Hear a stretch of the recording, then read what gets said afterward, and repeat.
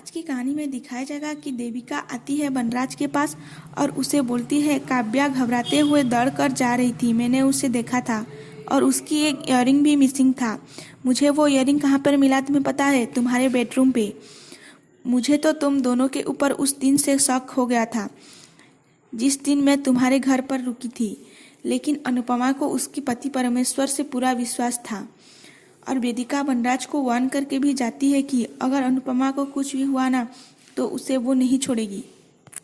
फिर देविका जाती है काव्या के पास और उसकी हाथ पकड़ लेती है और उसे घर वालों के सामने आकर सब कुछ बताने को कहती है, लेकिन काव्या आने से इनकार कर देती है। देविका उसके सामने हाथ जोड़ती है और उसे सब बताने को कहती है। फिर काव्या कहती है कि वो एक वीक मोमेंट था और वो वनराज और काव्या के साथ जो भी हुआ था वो सब कुछ बता देती है देविका को।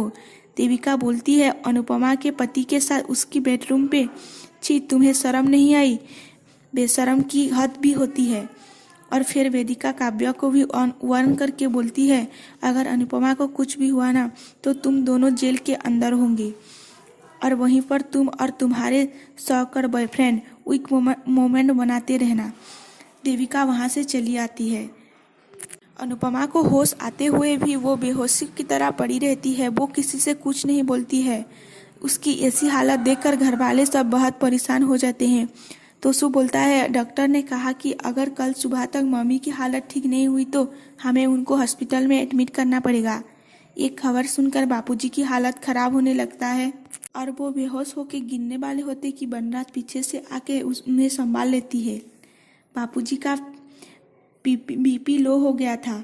तभी तोसू मेडिसिन लाता है। बा बोलती है, उन्हें किस मेडिसिन चाहिए ये तो अनुपमा को पता है। सभी लोग अनुपमा को देखते हैं, लेकिन अनुपमा की हालत वैसी की वैसी है। फिर वनराज को काव्या का कॉल आता है। वनराज अपने कमरे में जाके काव्या का फोन रिसीव करता है और उसे बार बार फोन करने की वजह से डांट देता है। काव्या बताती है कि देविका आई थी और देविका को सब कुछ कह दी है उसने। वनराज काव्या को बहुत डांटता है और गुस्से में बोलता है, इधर घर भी आ जाओ और बापूजी और माँ बाकी सभी घर वालों को बता दो। वनराज ये भी कहता है कि ये तोसू नहीं है जो मैं उसे संभाल लूंगा, ये देविका है और ये चुप रहने वालों में से नहीं है, वो घर वालों को सब कुछ बता देगी। तभी उसी वक्त देविका दरवाजा खोलकर अंदर आ जाती है और वनराज का कलर को पकड़ लेती है और बोलती है, तुमने सही कहा, मैं अनुपमा नहीं हूँ जो चुप रहूंगी। मैं तुम्हारे घर की लिहाज रख रही हूँ, वरना मैं सबको सब सच बता देती। घर वाले सब बहुत परेशान है और मैं सब कुछ बता के उन्हें और परेशान नहीं करना चाहती, लेकिन मैं चुप तब तक हूँ जब तक अनुपमा कुछ नहीं बोलती। जब अनुपमा की हालत ठीक हो जाएगी और वो बोलेगी तब मैं चुप नहीं रहूँगी।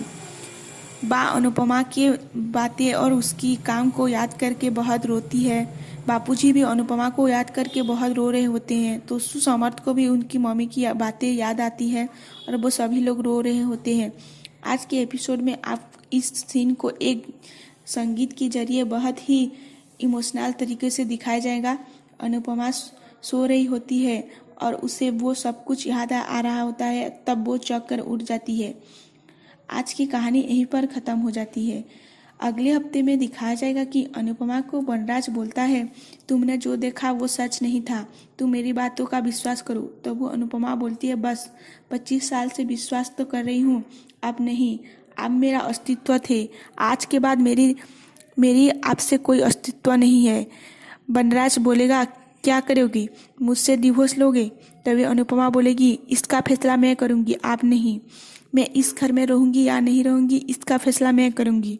मैं अनुपमा वनराज शाह बन के रहूँगी या सिर्फ अनुपमा बन के रहूँगी, इसका फैसला भी मैं ही करूँगी। अब मेरे ज़िंदगी के फैसले सिर्फ मेरे अकेले का होगा और किसी का नहीं। अगले हफ्ते आप सभी लोगों को एक अलग सी अनुपमा देखने को मिलेगी। वीडियो देखने के लिए आप सभी लोगों को धन्यवाद।